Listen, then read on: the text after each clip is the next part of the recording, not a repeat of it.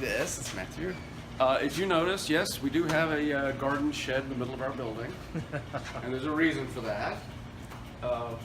8 years ago when we started, we actually wanted to minimize all of our costs, and we determined that that would actually work for the first several months in order to get us licensed. So we scrutinized the Code of Federal Regulations. All we had to have is a building that could be secured, and a still, and a process vessel, and a fermenter. So we put the still in there, and we put a drum in there and stenciled it fermenter. We put another drum in there and stenciled it process vessel, and called for the inspection, and they came out and they said, "Are you pulling our leg?" We went, "No," but they signed off and we got licensed, and we've been expanding ever since. But Fantastic. so we decided to go ahead and keep it. Fishhawk is a colloquial term in this part of Florida for the osprey. Although I've worked in 28 countries and I lived more than 10 years abroad, I was actually born in Daytona. My mom went to Ocala High School. This is my home.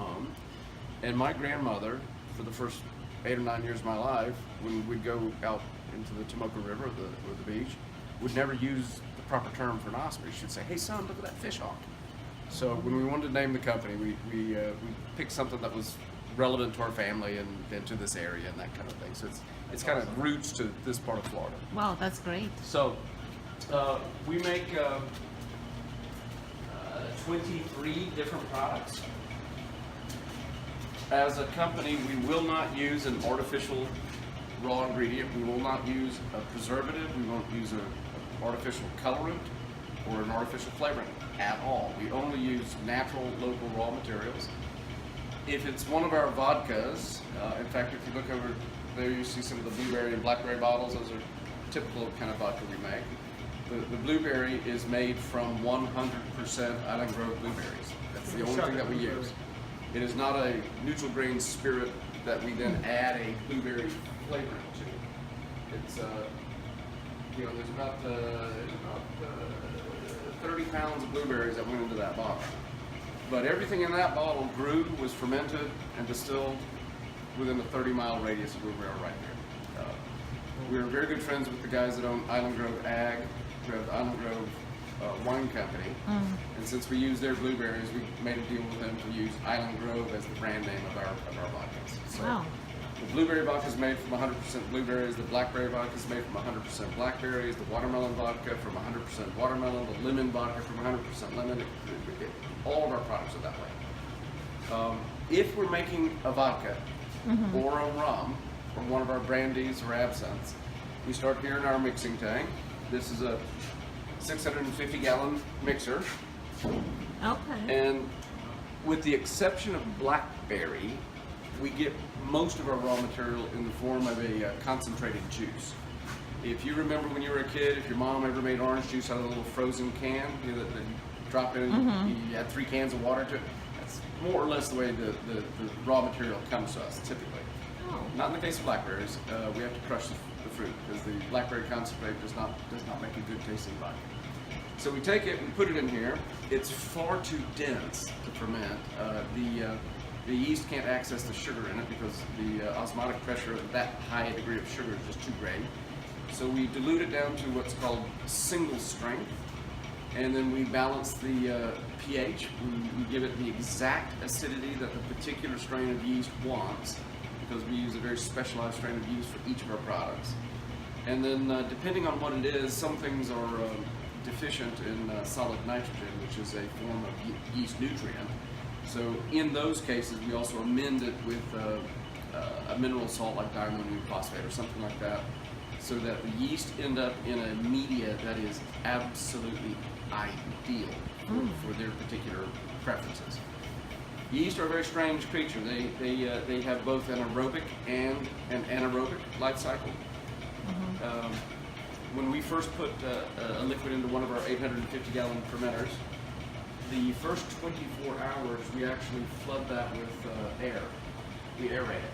And the reason we do that is that in the aerobic life cycle, when there is oxygen present, the yeast colony replicates, and that's a geometric expansion. So we want the largest possible colony possible of our yeast in the wash and the fermenter. There's always volunteers in the air. There's wild yeast in the air. I want our yeast to be the massively predominant yeast there, because that's how we get our flavors. Once that happens, we turn the air off, and the colony, expanded, then very rapidly consumes all of the remaining oxygen, and it stresses the yeast colony. It can no longer replicate the oxygen, but if there are yeast accessible sugars, which are basically 1 and 2 molecule sugars, it can stay alive by synthesizing the sugar. Wow. And there are 2 byproducts exactly equal by weight when they synthesize sugar. One is carbon dioxide gas, which is why it bubbles, and the other is ethyl alcohol. And that's actually how we make the alcohol. So all of the alcohol is made in one of these fermenters. Everything we do once the beer or the wine has fermented is basically refining and concentrating. All the distilling is basically concentrating and also refining. So, with the exception of Silver Queen whiskey, which I'll tell you about when we sit down, the whiskey we actually start back there. We're going to go there and look at the malting line, but we do it in much the same way. We take the raw grain, we mash it in with boiling water to extract the starch. When the temperature is the right temperature, we add the malt to it, which is striking with the malt, and the amylase there converts the starches to sugar. We then put that wort down in here. We do the same basic balancing and that sort of thing, and we pump it into a fermenter. In fact, there's a little bit left over here of some oak beer right here. I don't know. I can't reach Sure, you them. come Sure. Oh, wow. You might get a little aroma off that too. I know, right? Hopefully we can be able to try that. This is beer from oats, and it ultimately will become a product called Conquistador 1513, which is an award-winning product. There were 4,000 whiskeys entered into the contest at ADI this year. We took the silver medal. Awesome, Yeah. awesome. I wish Now- you guys could smell it. It's very, very. When we're going to make whiskey, we actually start back here. We're taking a tour. Yeah. There's a lot of science involved in this. He's a scientist, man. I mean, this is amazing. There's a malt room. Take the malt, keep it in the malt room. The malt room. So, everyone's heard the term malt, like a single malt whiskey, that sort of thing. Malt just means germinated cereal grain. The malting is the process of germinating it and roasting it. These are oats that grew up in Columbia County on Ricky Philpott's farm. There's a few little roots starting to come out now. See? So what's happening is we're waiting for this to germinate very uniformly. Cereal grain, if you think about a kernel of corn is a good example because everyone's seen one. That little white thing in the middle of a kernel of corn is the actual germ. It's the actual plant. The yellow part that's all around it is called the endosperm, and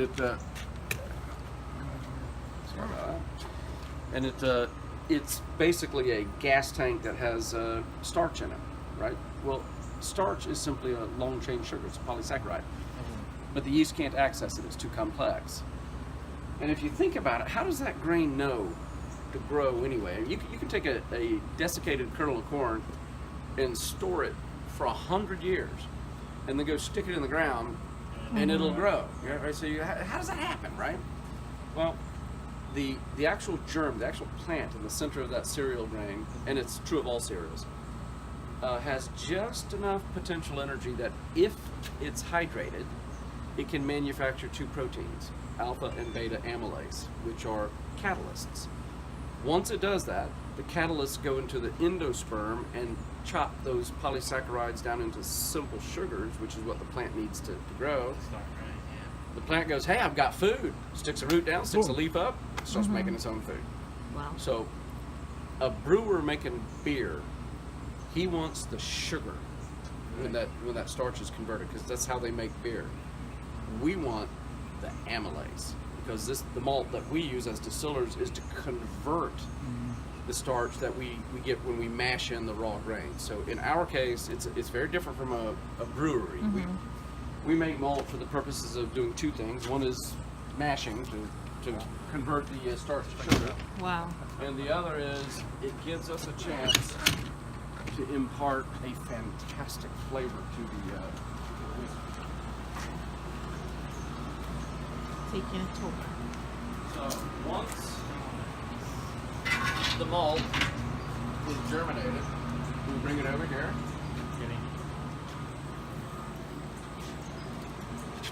And we, technically this is called kilning, but you can think of it as roasting it, right?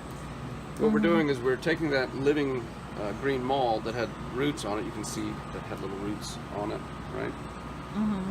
And we're drying it out so that it is grindable into a grist. But the other thing we're doing, as you can tell, we do this process using natural firewood. That's oak and that's cherry. And we use a mix of oak and cherry in the smoker here to actually dry the malt. And flavor too. it's actually very similar to like a barbecue pit master, basically. And Even the smoke smells good. I know, right? what happens when we use this malt in mashing and we ferment it, like the beer that you saw in the fermenter, when we beer strip it, then we redistill it, the clear whiskey coming out of the finishing still already has a smoky flavor. Ooh. So our whiskeys are very smoky, and this is a big part of the flavor profile that we do. So we every batch we do, it gets processed the same way. We are constantly malting, we're constantly smoking. We can produce just about as much malt as we consume. So it's kind of a race to be sure that we always do. But we take it out of there. In fact, that malt will come out tomorrow morning and get ground. And this malt will probably go into the smoker tomorrow. And that's This is a little grinding station. yeah. That's a very small ag grinder. It's suitable for small cereal grains, and it can do both dry grinding and wet grinding. But we don't really do any wet grinding. Also, if you guys are interested in Dalpuri, invest in this machine. So then, once we have the malt made, at the moment we're using this little small 400-gallon vat as our mash tun because I haven't finished the 650. Be sure and get the totem pole. I'm going to tell you a funny story about how we got that too. Oh, That look is at awesome. that. That is pretty cool. Well, it's not done, but let's get out of the sun. I'll tell you the story.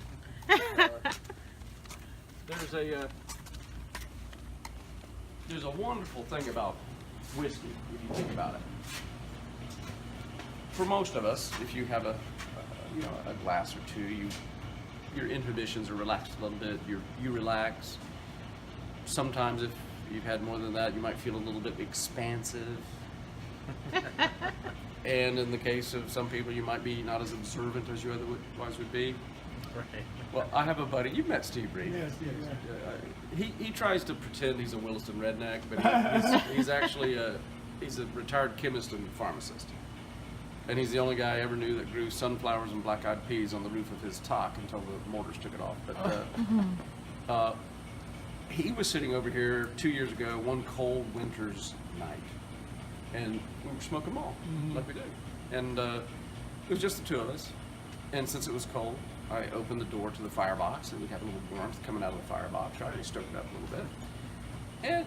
And like any good story, we were not sitting around eating salad. We were drinking whiskey. So we got on to reminiscing about being kids and being out hunting with our dads, because I'd just gone out hunting, and that's what started that whole thing. And we were talking about being at hunt camp with our dads when we were little. And he then said, Matthew, my brother and my dad and I, every year, we built a totem pole every year at hunt camp. Now, you built a totem pole? I wouldn't even know where to start. He said, yeah, it's not all that hard. We'd cut down a pine tree, we'd make a totem pole, because it rotted every year, so we had to make a new one every year, right? I mean, that's just too cool. And this is where the whiskey magic happened. because sitting there in the comfortable chairs with our feet up against Yeah, the oh, fire, yeah, drinking oh, yeah. whiskey, he then spoke the fateful words, Matthew, in fact, if you dig a hole, I'll build you a Fishhawk. And I went, are you serious? He went, yeah. Remember about the lights of observation? So I said, Steve, please hold my whiskey. Yeah. He'd forgotten I'd parked a backhoe right next to the tiki bar. I even got on the backhoe, drove it over, went dig, dig, dig, dig, dig, drove right back, parked it, said, give me our whiskey back. The hole's ready. I want my totem pole. So, That's how you call him. man, he's still working on it. He's a man of his word. He keeps working on it. But, That's amazing. so what we do, once the beer's made, right now we are using this 250-gallon still as our beer stripping still, and we will continue to, it's almost cool enough to touch, but we'll continue to use it for other products. This one is a work in process. This is a 500-gallon double thumper. We haven't put this covering on. We haven't finished the insulation or anything else. And that's a 50-inch shotgun condenser over there. The 2-inch vapor line goes into a 51-inch tubes inside the water jacket. But we put the beer in there, and that is absolutely the simplest kind of still you can make. It's a pot and a pipe, and that's on purpose.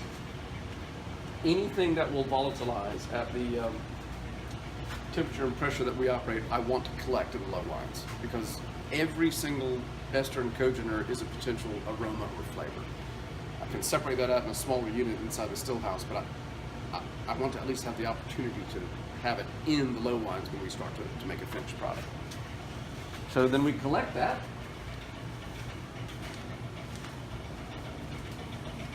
That's a big batch done.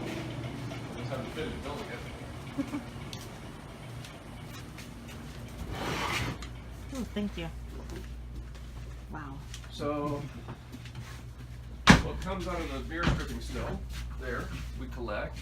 For instance, there's 50 gallons of low wines, just like the oats that are in there is the first half of that batch. 250 gallons reduces down to 50 gallons in the first pass. So all of the ethanol that was in the beer is now in this drum. And we take 50 gallons at a time and put it into our finishing still, and this is a very, very different kind of still than the other one. This one has a reflux column on it. It's full of copper sheet rings. It's got a pre-cooler on the top. So with this one, we can do a partial fractional distillation, and the practical effect of that is we can remove the components that would be really nasty in the beginning part of distillation, and then we can cut off the end that would also have a tendency to be unpleasant.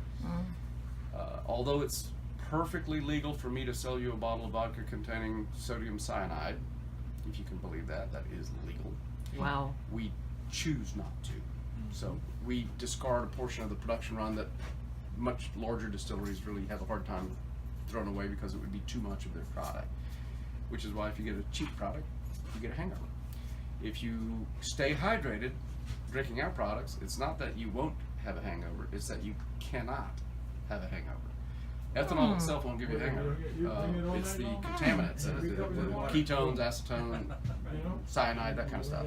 And we simply cut that out. Good to know. Yep. Now, if you don't stay hydrated, you'll get a dehydration headache, because ethanol will displace water in your body. But we then carbon filter it. This is our little experimental. This is where I do my playing around and develop new products. Behind the We've got all kind of things. We never stop fooling around. I've got All original, one of a kind thing. yeah. It's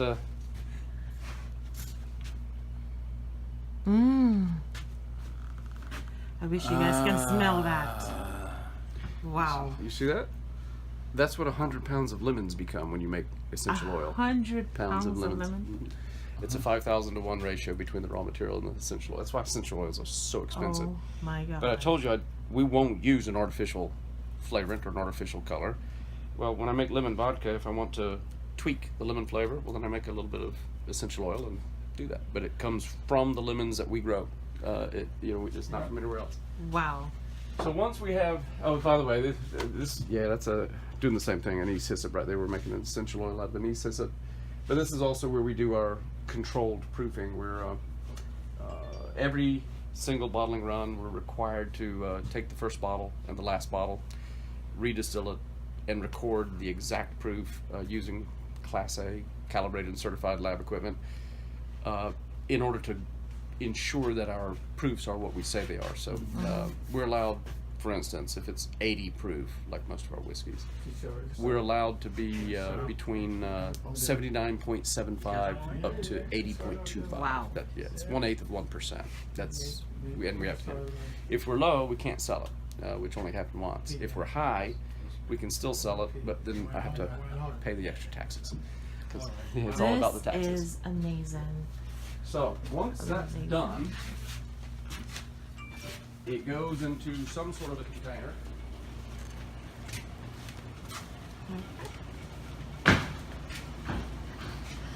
Wow. And yes, these are botanicals that we grow. These are herbs that we use in various of our products.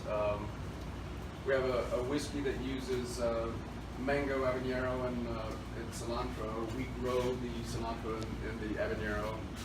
We have 12 botanicals that go into our absinthe, and we grow about 8 of them. Some won't grow in this area, so I have to buy them. But generally speaking, if it's something we can grow in an adequate quantity, then we grow it.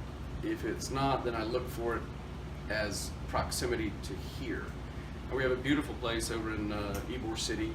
We've got a distillery there, and it's very pretty, very consumer facing. You know, it's all the pretty decorations, all that. But this is where we kind of do the grubby work, and this is where we grow things. If we can grow it, we do. If not, we look for a supplier, if possible, in Marion County. If we can't get it here, then we want one in Florida. If we can't get it in Florida, then we want one in the domestic United States.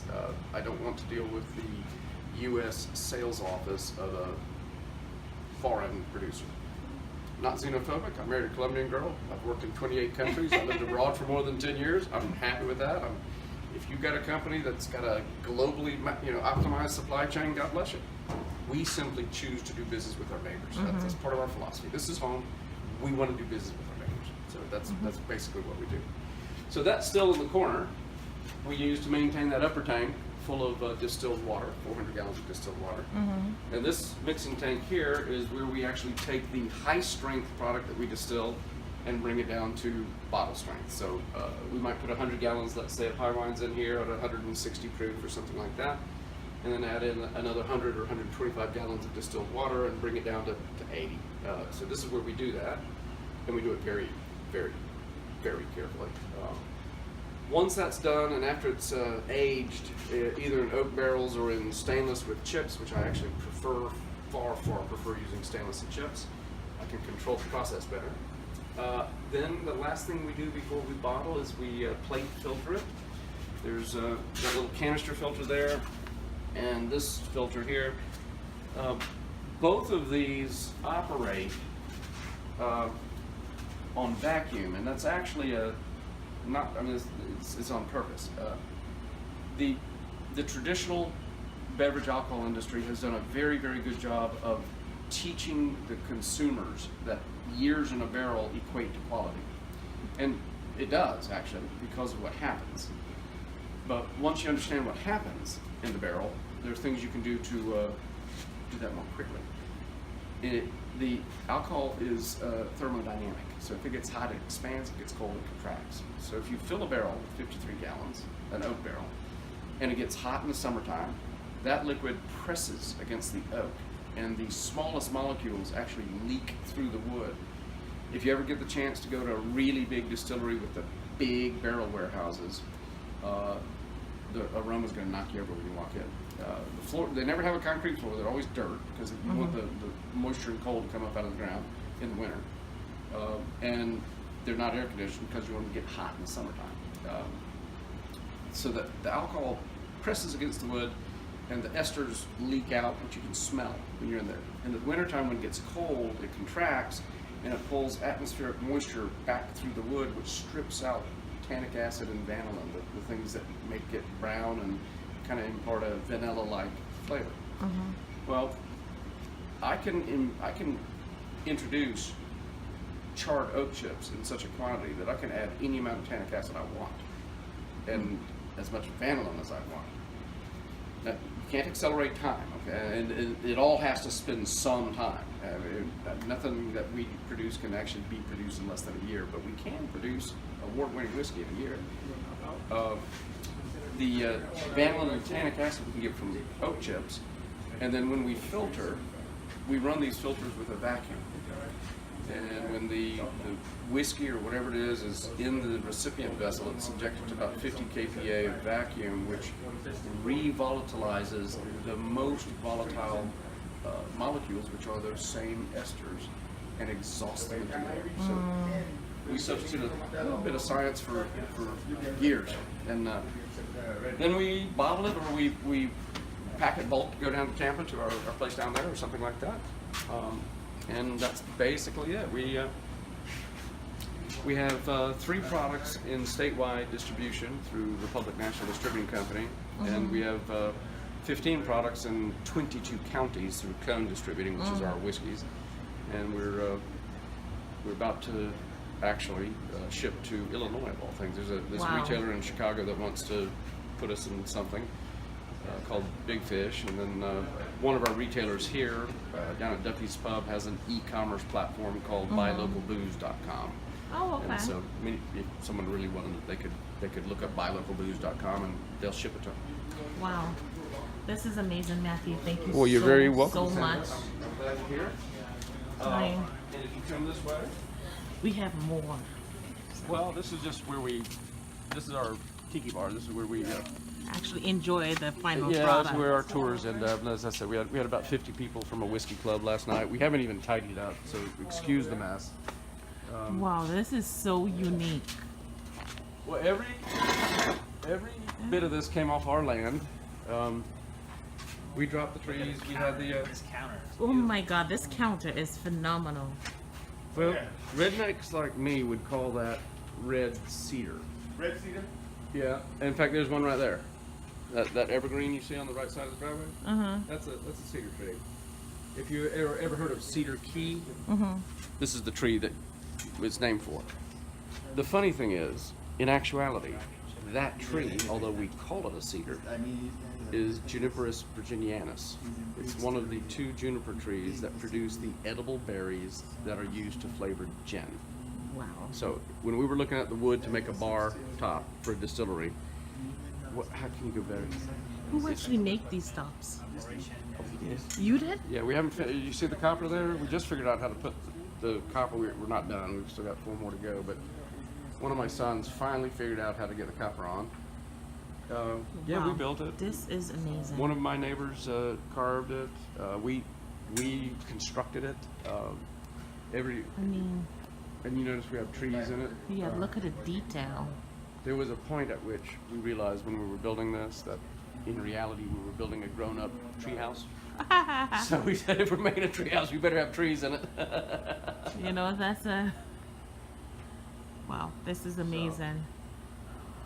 Well, That's here about it is, guys. There you go. Information behind the scene. So look out for this information.